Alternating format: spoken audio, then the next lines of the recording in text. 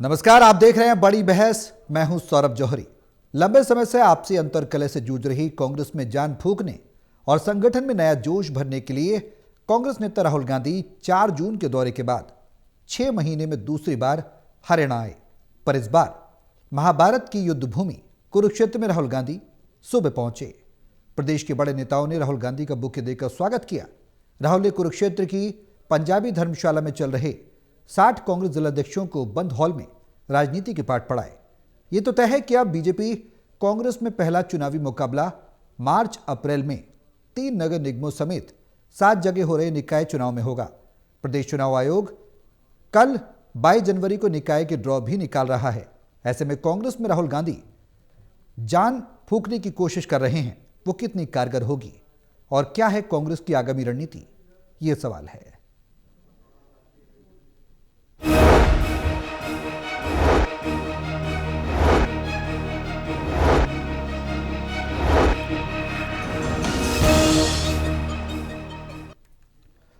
तो कांग्रेस जिलाध्यक्षों के प्रशिक्षण शिविर में पहुंचे हैं राहुल गांधी। लंबे समय से कहा जा रहा था कि राहुल गांधी जीत का मंत्र देंगे, संगठन में एकजुटता कैसे लाई जाए, कैसे बूथ को मजबूत किया जाए, क्योंकि मेरा बूथ सबसे मजबूत जो रणनीति है उस पर बीजेपी लगातार काम भी कर रही है, उसके परिणाम भी देखने को मिल रहे हैं और परिणाम जीत में तब्दील भी होते नजर आ रहे हैं। उसी कदमों पर चलकर अब कांग्रेस की रणनीति बनाने के लिए राहुल गांधी ने जिम्मेदारी संभाल ली है। कितनी कारगर होगी रणनीति, क्या कहती है कांग्रेस की तैयारियां, और आगामी समय में जो चंडीगढ़ में भी हाथ मिलाए थे, क्या दिल इस बार मिल पाएंगे दिग्गज नेताओं में, ये भी तमाम सवाल हैं। इन तमाम सवालों के जवाब तलाशने की कोशिश करेंगे। पैनलिस्ट हमारे साथ मौजूद हैं, उनका तारुफ मैं आपसे करा दूं। हिसार से टोटल टीवी के एसोसिएट एडिटर हैं डॉक्टर महेश कुमार, पानीपत से टोटल टीवी के एसोसिएट एडिटर दीपन कथुरिया हैं और वरिष्ठ पत्रकार वीरेंद्र सोनी जी हमारे साथ चर्चा में बने हुए हैं। आप सभी के साथ चर्चा आगे बढ़ाऊंगा, लेकिन उससे पहले एक रिपोर्ट देखते हैं, फिर करते हैं चर्चा शुरू।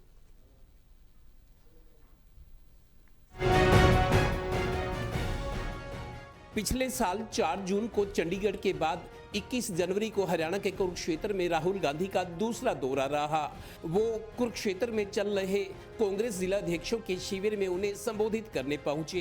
प्लेन से अंबाला एयरफोर्स स्टेशन पर उतरे राहुल गांधी सड़क मार्ग से कुरुक्षेत्र पहुंचे।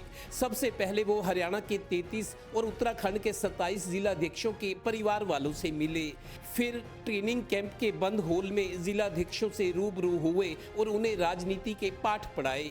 इस दौरान सिर्फ बड़े कांग्रेस नेताओं को ही पंजाबी धर्मशाला में एंट्री की अनुमति थी, प्रशिक्षण वाले हॉल में नहीं। 5 घंटे में 13 तारीख से लगातार उत्तराखंड और हरियाणा के जिला अध्यक्षों का ट्रेनिंग कैंप चल रहा है, जिसमें लगातार 10 दिन तक कांग्रेस का इतिहास के बारे में, कांग्रेस की इस देश के आज़ादी में योगदान कितना रहा, इस देश की आज़ादी के बाद देश की डेवलपमेंट में कांग्रेस का योगदान रहा, और आज क्योंकि कांग्रेस एक मुख्य विपक्षी पार्टी है और देश का संविधान जो बाबा साहब ने एक बेहतरीन संविधान इस देश के हर नागरिक को बराबर के अधिकार दिए, जो इसको ये खत्म करना चाहते हैं, देश के प्रजातंत्र को कमजोर करना चाहते हैं, उसको लेकर लगातार चर्चा हुई।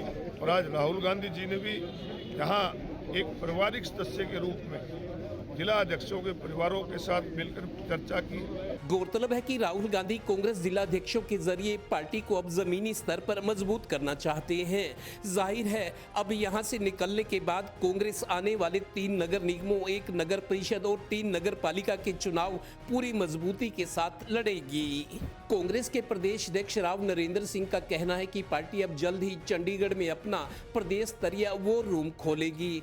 बीजेपी पहले से ही पंचकूला में अपना वार रूम स्थापित कर चुकी है।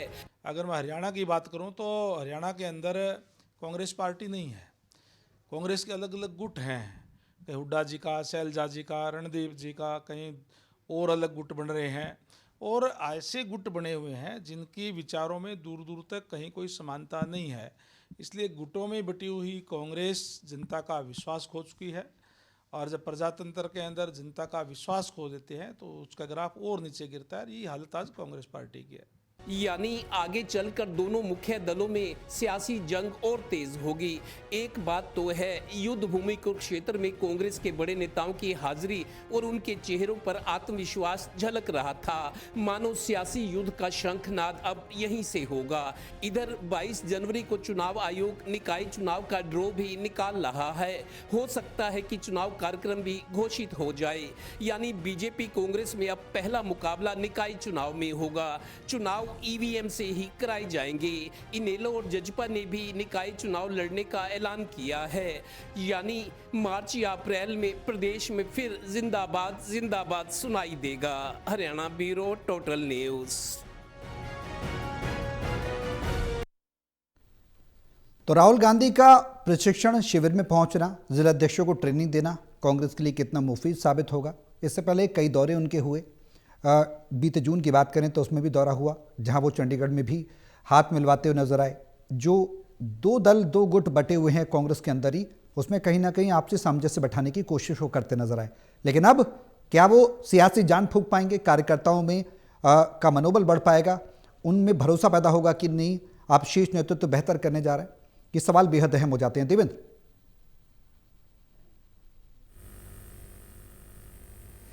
बिल्कुल सौरभ, देखिए आदमी जब भी कोई नया काम या बड़ा काम शुरू करता है तो उम्मीदों के साथ करता है। कांग्रेस ने भी बहुत कुछ खोया है जी। खोया मतलब विधानसभा चुनाव में जो एक उम्मीद थी, कांग्रेस सरकार बनेगी, दावे हो रहे थे, 70 सीटों की हुंकार भरी जा रही थी, मतलब वो एक समय था जो अनुकूल था, लेकिन वो हाथ से निकल गया। अब आदमी गलतियों से सीखता है। देखिए 4 जून को, पिछले साल 4 जून को चंडीगढ़ राहुल गांधी आए थे, बड़े नेताओं को सीख दे गए थे और बता गए थे कि कांग्रेस को अब कैसे जिलाध्यक्ष बनाए जाएंगे, कैसे उनसे काम लिया जाएगा, उनकी खूबियां क्या होगी, 24 घंटे काम करेंगे, दफ्तर बनाएंगे।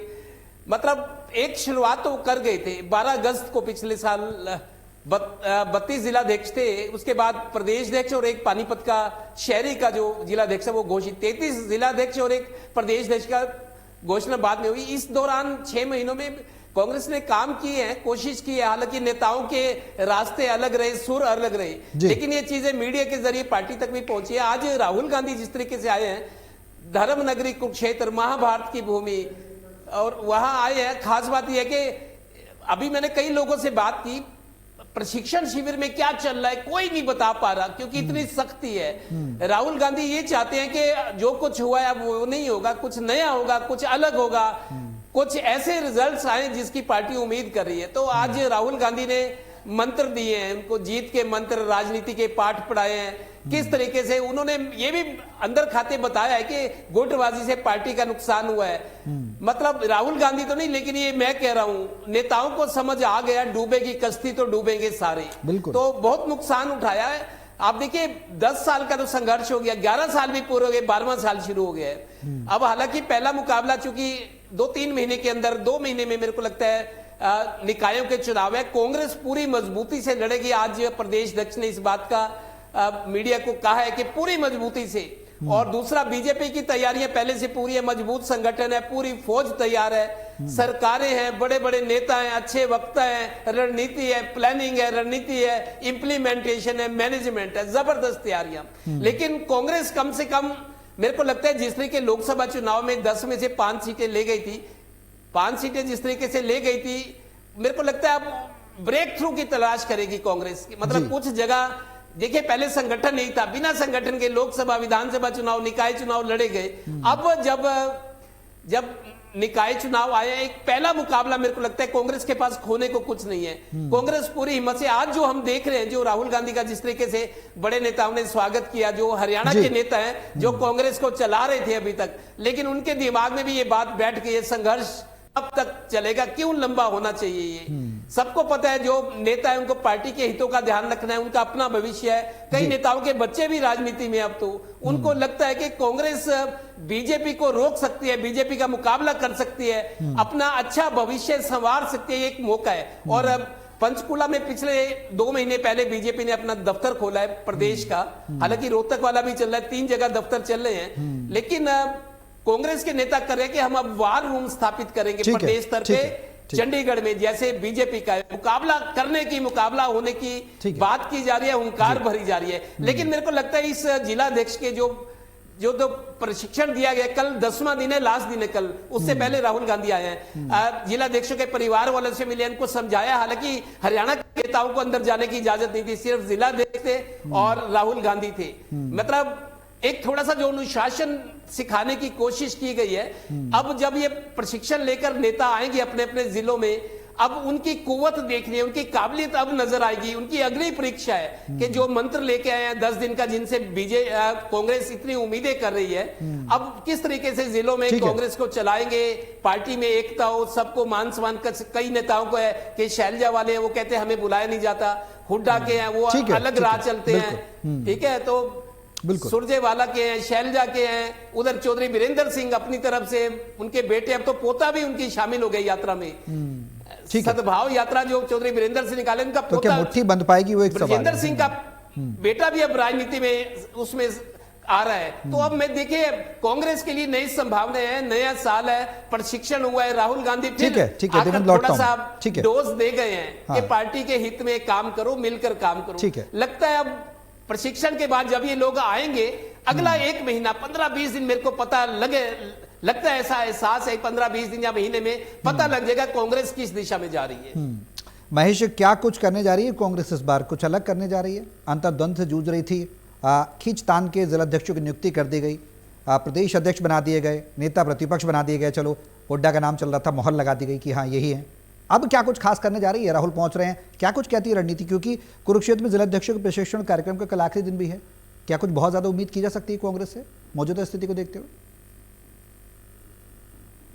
देखिए, मेरे सहयोगी देवेंद्र जी जानकारी दे रहे थे कि कांग्रेस पार्टी के पास खोने के लिए कुछ नहीं है, लेकिन मौजूदा परिस्थितियों में मुझे ये भी लगता है कि कांग्रेस पार्टी के पास पाने के लिए भी कुछ नहीं है। दरअसल जिलाध्यक्षों को आप ट्रेनिंग देते रहिए, संकट तो ऊपर है, संकट तो है जो शीर्ष नेतृत्व हरियाणा प्रदेश में है, भूपेंद्र सिंह हुड्डा, रणदीप सिंह सुरजेवाला, कुमारी शैलजा, संकट तो यहाँ है। जहाँ समाधान कांग्रेस पार्टी तलाश रही है, दरअसल वो तो असल समाधान है नहीं।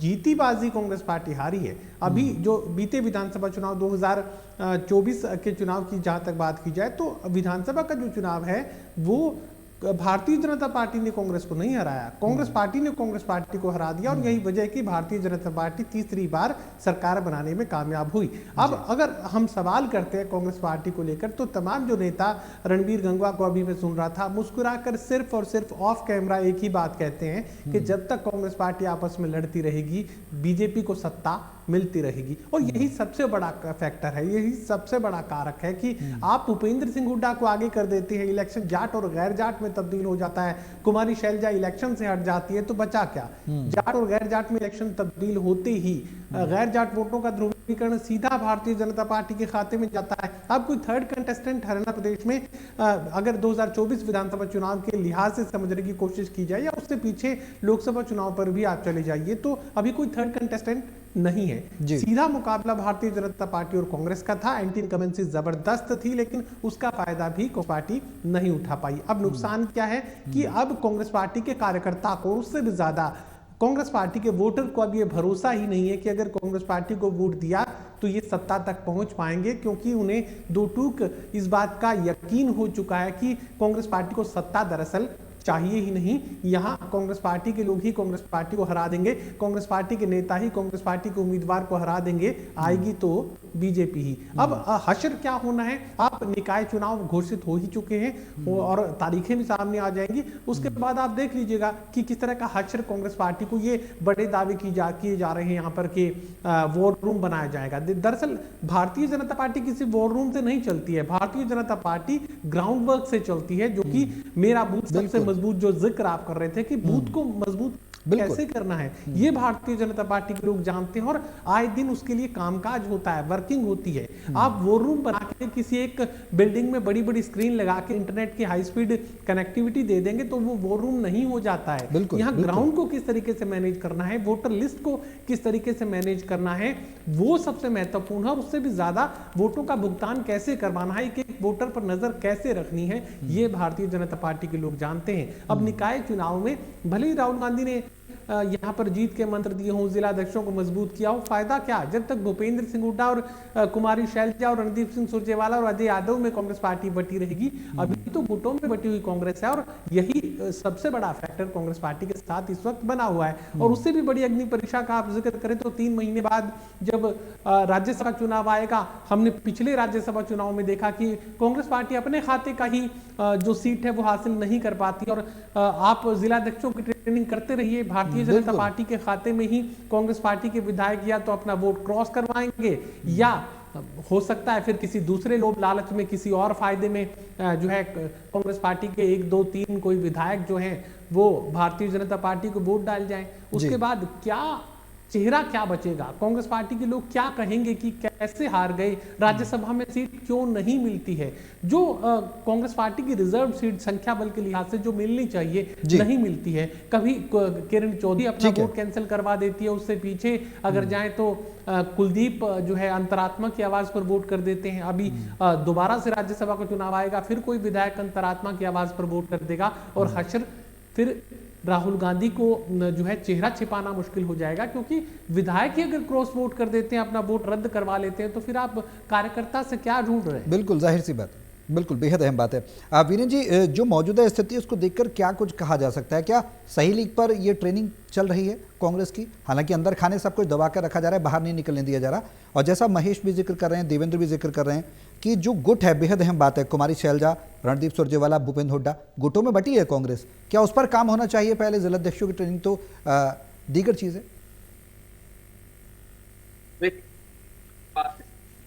आप सेनापतियों को तो दे रहे हैं, लेकिन कोच कहाँ है? कोच तो है नहीं, यानी कार्यकर्ता तो है नहीं जी। जो कार्यकर्ता होने वो तो स्टेट में है।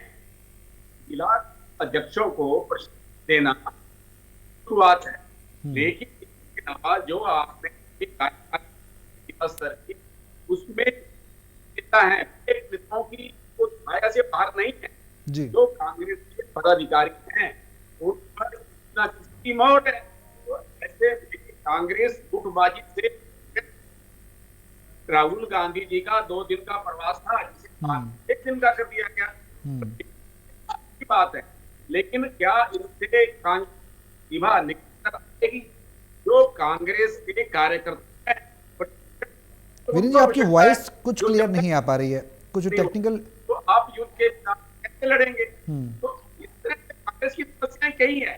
एक समस्या नहीं, कांग्रेस में तो गुटबाजी है वो तो करने वाली है।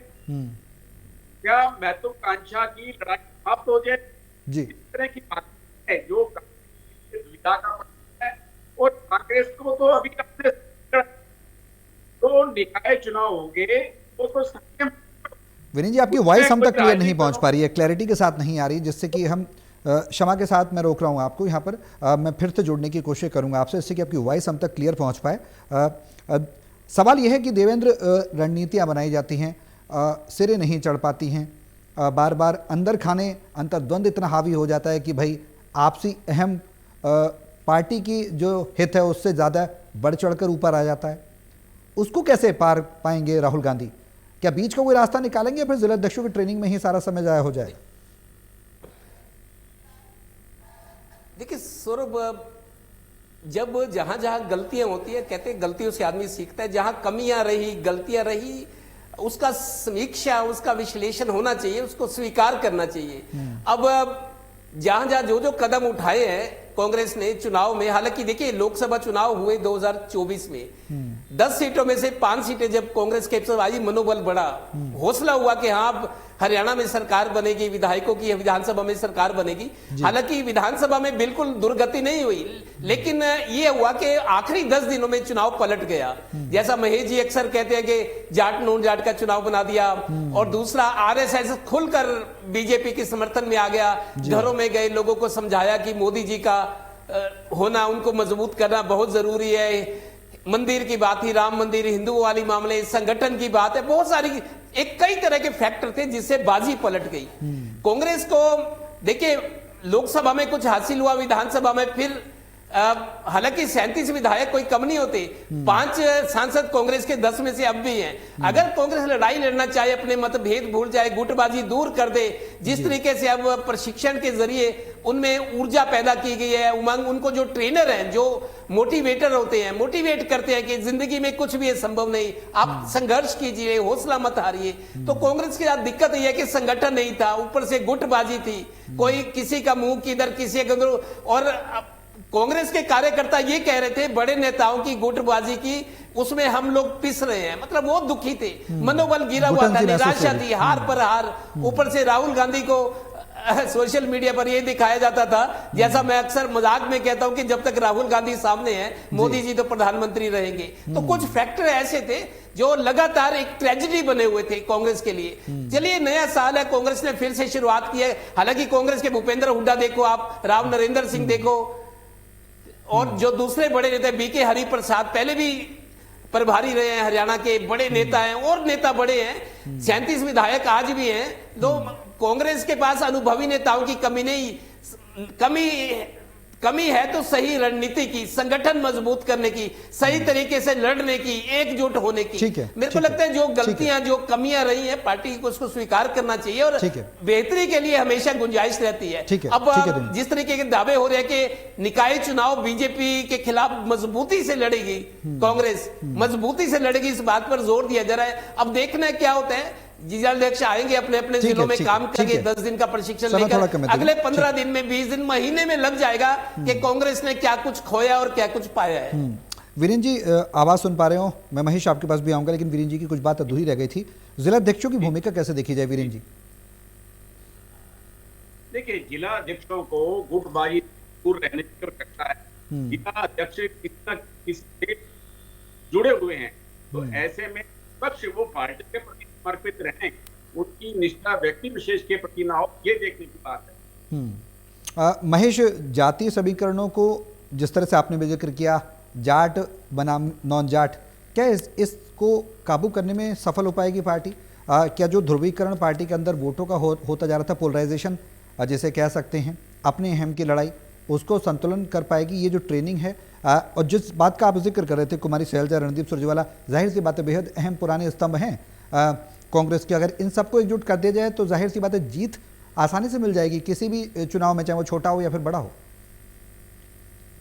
देखिए सौरभ, मैं दो टूक की बात कहना चाहूंगा कि हरियाणा प्रदेश में राहुल गांधी की या सोनिया गांधी की या मल्लिकार्जुन खड़गे की कांग्रेस नहीं है। यहाँ तो भूपेंद्र सिंह हुड्डा की कांग्रेस है, कुमारी शैलजा की कांग्रेस है, कैप्टन अजय यादव की कांग्रेस है, रणदीप सिंह सुरजेवाला की कांग्रेस है। यहाँ इन नेताओं की कांग्रेस है, राहुल गांधी या मल्लिकार्जुन खड़गे की कांग्रेस नहीं है। और अगर राहुल गांधी ये समझते हैं कि उनकी कांग्रेस है तो फिर एकजुटता होनी चाहिए थी। हमने देखा लोकसभा चुनाव के दौरान भी राव दान सिंह भिवानी महेंद्रगढ़ लोकसभा क्षेत्र से चुनाव लड़ रहे थे, और उस वक्त जो है मंच पर राहुल गांधी की मौजूदगी में उंगली जो है सामने करके किरण चौधरी जो है धमका रही थी राव दान सिंह उस वक्त सामने खड़े थे, और हमने देखा था कि राहुल गांधी पैचअप की कोशिश कर रहे थे और उंगली दिखाकर जो है किरण चौधरी धमका रही थी राव दान सिंह को। राव दान सिंह भी एक आक्रामक मुद्रा जो है, वो गेस्चर जो है दूर से देखकर समझा जा सकता था। ऐसा नहीं है कि पहली बार इस तरह की परिस्थिति पैदा हुई और इस परिस्थिति से राहुल गांधी वाकिफ ना हो।